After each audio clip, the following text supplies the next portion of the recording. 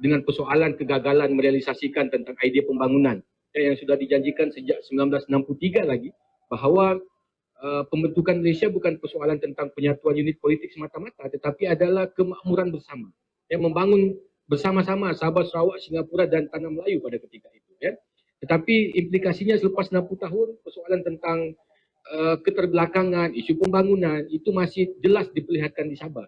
Makanya bila mana kerajaan pusat lemah, sentimen tentang Sabah Posabahan, selamatkan Sabah, ataupun bangunkan kembali Sabah, yang melibatkan tentang persoalan ekonomi ataupun politiknya, itu kembali dikemukakan. Jadi dari segi naratif bagi saya bukan suatu persoalan baru, tetapi pada masa yang sama juga persoalan lama yang dihidupkan kembali dengan satu kesedaran yang baru.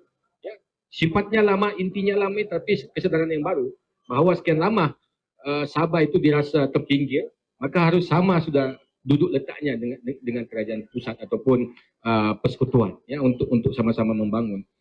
Come on lah, sini kita bola dengan kisah yang boleh